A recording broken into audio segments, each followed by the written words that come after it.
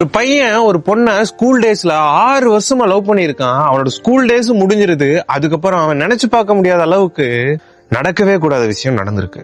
தமிழ்நாடை சேர்ந்த சுந்தருங்கிற பையன் மீனாங்கிற பொண்ணை 6 வருஷமா லவ் பண்ணிட்டே இருக்கான். அதுக்கப்புறம் அந்த பொண்ணுட்ட அவன் அப்ரோச் பண்ண முடியாம அந்த ஸ்கூலை விட்டு வெளியில போறான். அதுக்கப்புறம் அந்த பொண்ணுட்ட அவனுக்கு பேச ஒரு வாய்ப்பு கிடைக்குது. அந்த பொண்ணுட்ட பேசலாம் ட்ரை பண்ண போறான். அந்த நேரத்துல அவன் ஒரு விஷயங்களை அந்த பொண்ணை பத்தி தெரிஞ்சுக்க ஆரம்பிக்கிறான்.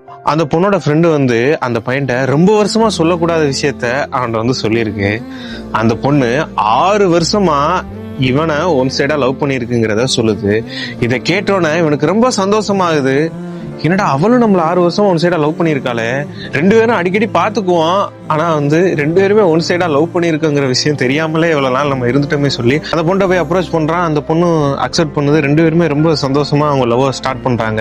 1 மாசம் ஆகுது, 2வது மாசம் ஆகுது, 3ஆம் மாசம் ஸ்டார்டிங்ல அந்த பையனை மீட் பண்ண வர்றதுக்காக அந்த பொண்ணு வரும்போது அந்த பொண்ணு ஒரு ஆக்சிடென்ட்ல இறந்து போயிருது.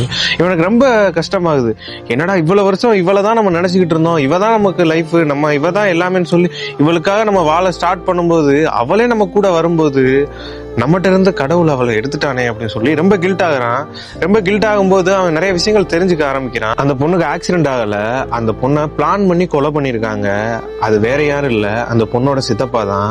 அந்த பொண்ணுக்கு அப்பா இல்ல, அம்மா மட்டும்தான். அந்த பொண்ணுக்கு நிறைய சொத்து இருக்கனால அந்த சொத்துக்கு எல்லாத்துக்கும் ஆசைப்பட்டு அவங்க சித்தப்பாவே ராலி வச்சு அந்த பொண்ணை ஆக்சிடென்ட் பண்ணிருக்காரு. இது எல்லாத்தையும் தெரிஞ்சுக்கிட்டு அந்த பையன் ரொம்ப டிப்ரெஷன் ஆகுறான், ரொம்பவும் கஷ்டப்படுறான், ரொம்பவும் கோபமா ஆகுறான். நமக்கானவளை நம்மகிட்ட இருந்து பிரிச்சுட்டான், இவன் உயிரோட இருக்க கூடாதுன்னு சொல்லி இவரை கொலை பண்றதுக்காக அந்த பையன் கிளம்பி போறான். கிளம்பி போகும்போது அவங்க சித்தப்பாக்கு 3 பொம்பளை பிள்ளைய.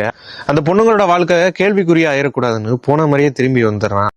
நாம ஒன் சைடா லவ் பண்றவங்க நமக்கு கிடைக்கிறதே இந்த உலகத்திலே அழகான விஷயம். அது எல்லாமே கிடைச்சும் அந்த பொண்ணு அவன் கூட இல்லாதனால அந்த விஷயத்த அவனால தாங்கவே முடியல. அதுக்கப்புறம் ரொம்ப கஷ்டப்படுறான். அந்த விஷயங்கள்ல இருந்து மூவ் பண்ண முடியாம ரொம்ப கஷ்டப்பட்டு இப்ப வர டிப்ரெஷன்ல தான் அவன் வாழ்ந்துகிட்டு இருக்கான்.